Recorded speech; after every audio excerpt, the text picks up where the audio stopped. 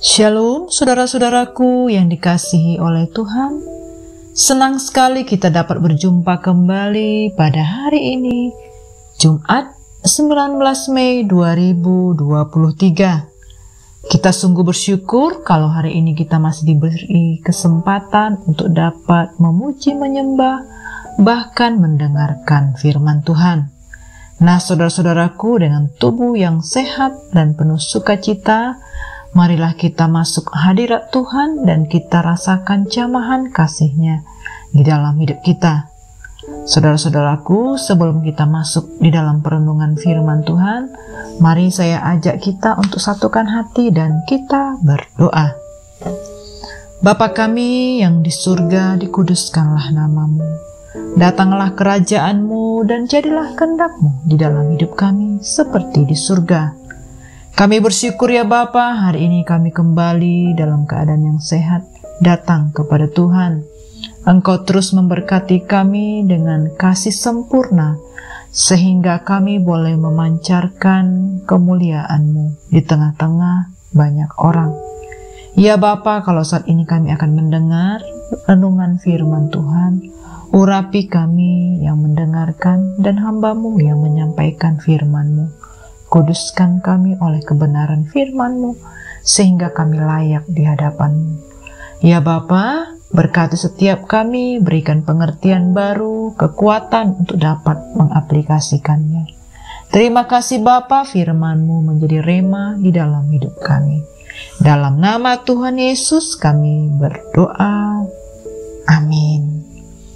Saudara-saudara yang dikasihi oleh Tuhan, hari ini kita boleh belajar firman Tuhan yang tertulis di dalam Ratapan 5 ayat 1 sampai dengan 7. Firman Tuhan hari ini berjudul Tuhan Tidak Pernah Lupa. Mari saya ajak kita dapat membaca Alkitab kita bersama-sama. Doa untuk pemulihan. Ingatlah ya Tuhan apa yang terjadi atas kami. Pandanglah dan lihatlah akan kehinaan kami.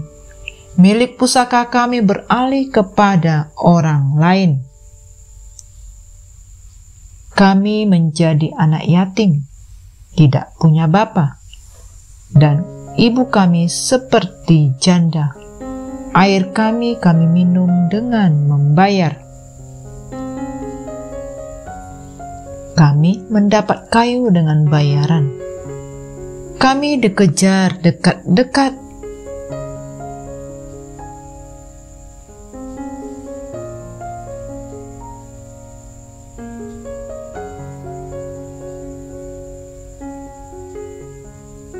Doa untuk pemulihan.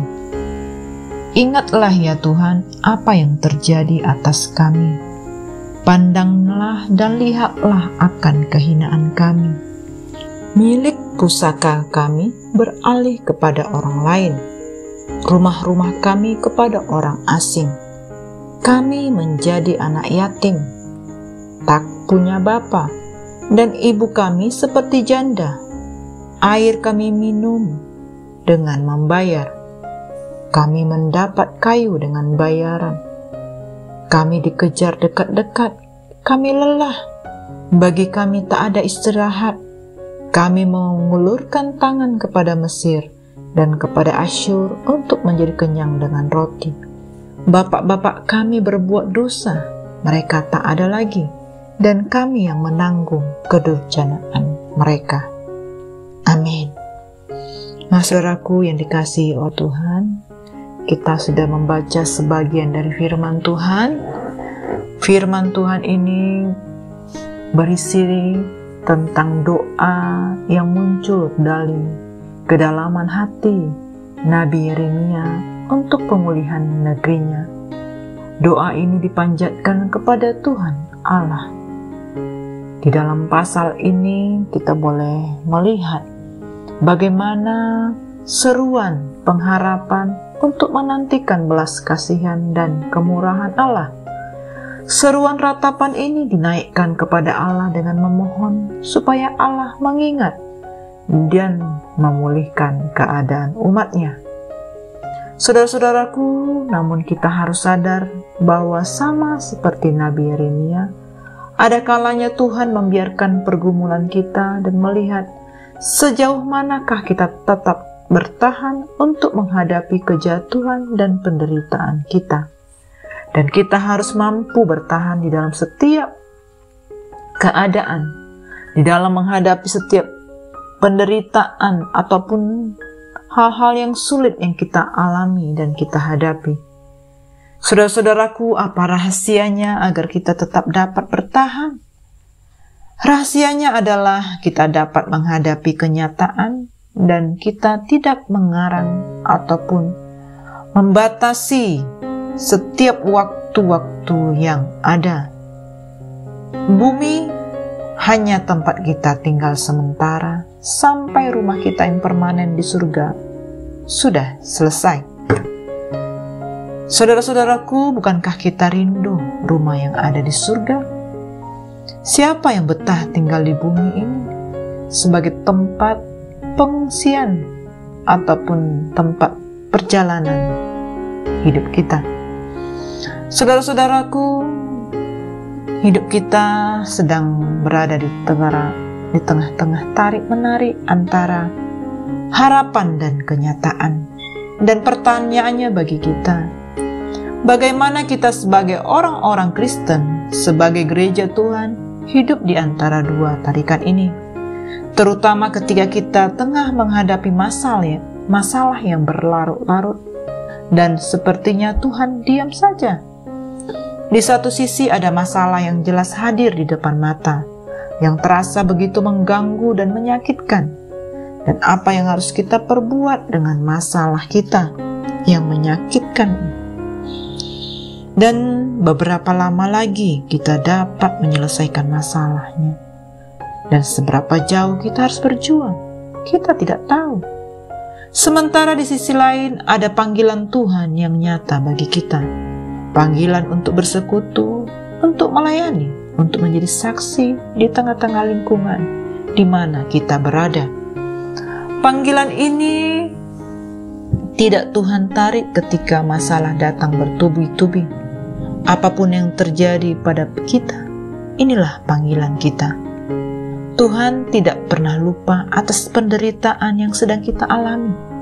Namun Tuhan akan terus datang menopang dan menolong kita.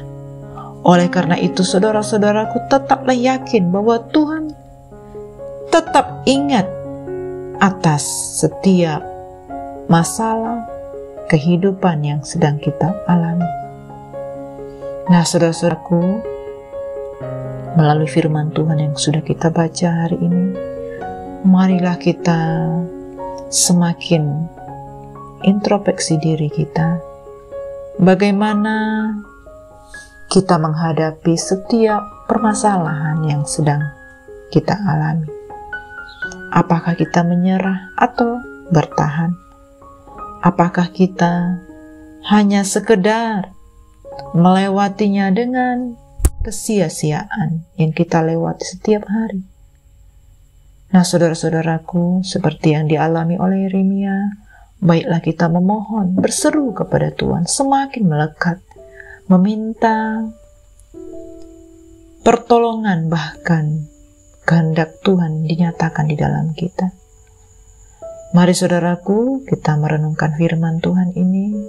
Biarlah melalui ratapan ini Allah mengingatkan kita untuk kita boleh semakin merendahkan hati di hadapannya.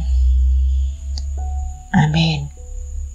Mari saya mengajak kita untuk satukan hati dan kita tutup di dalam doa. Terima kasih Bapa yang baik, kami bersyukur buat firman-Mu yang nyata di dalam kami.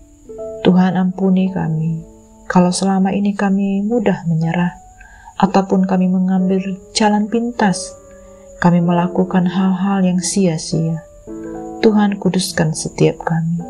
Kami percaya Engkau tidak pernah lupa akan janji-Mu. Engkau senantiasa mengingat kami. Engkau selalu setia kepada setiap kami. Terima kasih Bapa, terima kasih ya Tuhan. Engkau yang membawa kami untuk terus bersyukur kepadamu, karena Engkau menjadikan kami menjadi umat pilihan-Mu. Engkau Allah yang setia kepada kami. Biarlah Engkau melihat kesetiaan juga ada di dalam kami untuk mengiring Tuhan, mengikut Tuhan selama perjalanan hidup kami menuju surga. Terima kasih Bapa, ini doa kami, berkati sepanjang hari ini apa yang kami lakukan, biarlah perkenanan-Mu nyata bagi kami. Hanya di dalam nama Tuhan Yesus kami berdoa. Amin. Semangat pagi saudara-saudaraku, semangat beraktivitas. God bless you all.